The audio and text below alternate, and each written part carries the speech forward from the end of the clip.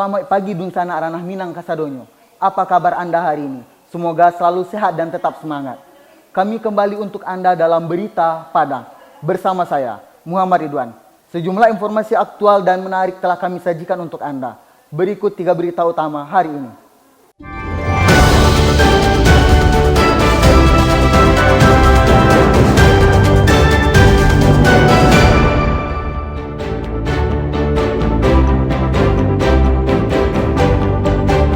Pasaman merupakan satu-satunya kabupaten di Sumatera Barat yang menggelar pemilihan suara ulang Pilkada 2024. Dua residivis ditangkap usai mencuri di rumah warga saat korban pergi salat Idul Fitri.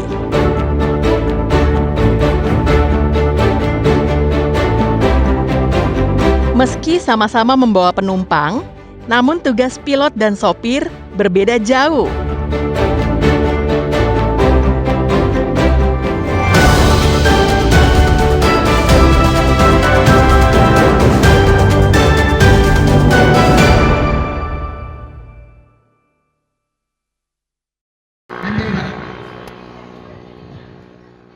Komisi Pemilihan Umum Pasaman melakukan kegiatan penyortiran dan pelipatan kertas suara calon bupati dan wakil bupati Pasaman di gudang Komisi Pemilihan Umum di Nagari Tanjung Beringin Utara, Kecamatan Lubuk Sikaping.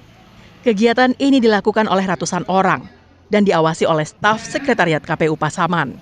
Petugas harus melipat dan menyortir hampir 400.000 surat suara. Kegiatan ini berlangsung selama 2 hari. Setelah itu, surat suara akan didistribusikan ke TPS masing-masing yang dimulai pada tanggal 16 April atau H-3 PSU. Daerah terjauh dari Lubuk Sikaping menjadi prioritas pertama bagi KPU Pasaman untuk mendistribusikan surat suara. Ya, kalau seperti biasa untuk daerah terisolir kita menggunakan kendaraan-kendaraan tertentu yang bisa menjangkau untuk daerah-daerah tertentu. Jadi untuk distribusi ini kita lakukan di daerah yang paling jauh dulu, baru daerah terdekat. Jadi H-3 itu di daerah yang jauh seperti Bapak Selatan, kemudian di Rau Utara, gitu. Kemudian nanti baru daerah-daerah yang dekat kecamatannya. Kalau untuk TPS berapa jumlahnya, Bu? Kita TPS sama dengan 27 November kemarin, itu total TPS adalah 605. Pemilihan suara ulang ini dilakukan setelah Mahkamah Konstitusi membatalkan hasil Pilkada 2024 dan memerintahkan KPU untuk melaksanakan pemilihan suara ulang. KPU Pasaman menetapkan PSU akan digelar pada Sabtu 19 April mendatang. Fauzan melaporkan dari Pasaman.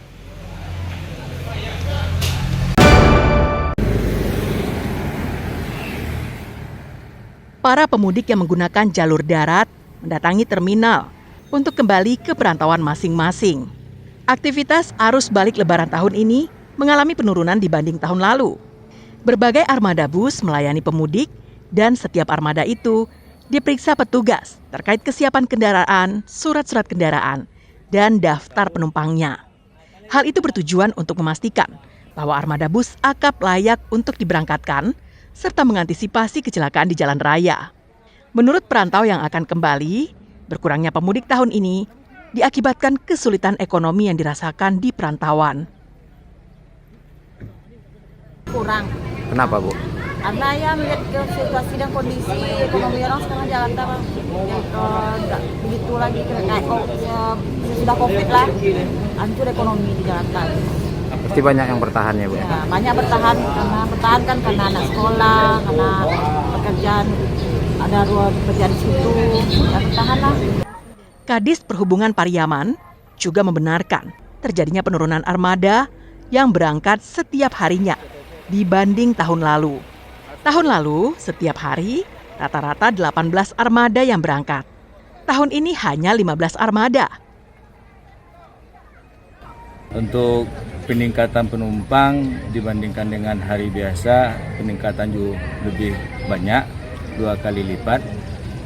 Dapat terpantau dari data kami, arus puncak terpadat pada hari Minggu. Dibanding tahun kemarin gimana, Pak Gadis? Untuk perbandingan dari tahun lalu memang kami rasakan sedikit berkurang. Perantau hanya berharap ekonomi Indonesia segera membaik agar pemudik yang pulang kampung pada tahun-tahun mendatang tetap banyak, sehingga kerinduan terhadap kampung halaman bisa terobati setiap tahun. Eki Rafki melaporkan dari Pariaman.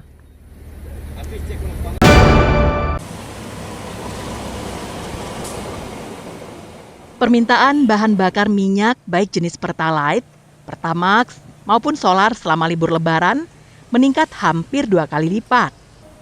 Zaldi Osman, pengawas SPBU Mutiara, Kecamatan Koto Tangah, mengatakan tingginya permintaan BBM telah terjadi sejak 2 pekan sebelum Lebaran dan berlangsung hingga saat ini. Jika di hari normal, kebutuhan BBM jenis Pertalite di SPBU yang diawasinya ini mencapai 16 kiloliter per hari, namun saat libur Lebaran, jumlahnya meningkat hingga mencapai 24 kiloliter hingga 32 kiloliter per hari. Untuk jenis Pertamax yang sempat drop penjualannya, yakni kurang dari 8 kiloliter, saat ini naik hingga 16 kiloliter. Sedangkan untuk jenis solar, dari 16 kiloliter menjadi 24 kiloliter per hari. Pengawas SPBU menambahkan, jelang Ramadan lalu, penjualan Pertamax sempat anjlok dari seharusnya 8 kiloliter yang bisa dihabiskan dalam sehari, saat itu baru bisa habis dalam 2 hingga 3 hari. Berita Pertamax oplosan yang menyeret nama pejabat Pertamina Pusat diduga menjadi salah satu penyebab warga enggan membeli Pertamax. Alhamdulillah untuk Pertalite udah mulai meningkat, biasanya 16 KL, sekarang ini 24 KL. Itu setiap hari itu. Setiap hari 24 KL, apalagi 32 KL. Untuk Pertamax kemarin kan banyak yang pindah ke Pertalite. Untuk saat ini gimana nih Pak? Alhamdulillah untuk Pertamax sekarang ini mulai stabil gitu. Biasanya 8 KL, sekarang 16 KL lagi gitu. Pantauan di SPBU ini, antrean untuk mengisi bahan bakar jenis Pertalite terlihat panjang, baik untuk pengisian mobil maupun sepeda motor. Namun pemandangan berbeda terjadi di tempat pengisian bahan bakar Pertamax yang terlihat sepi. Robiham melaporkan dari Padang.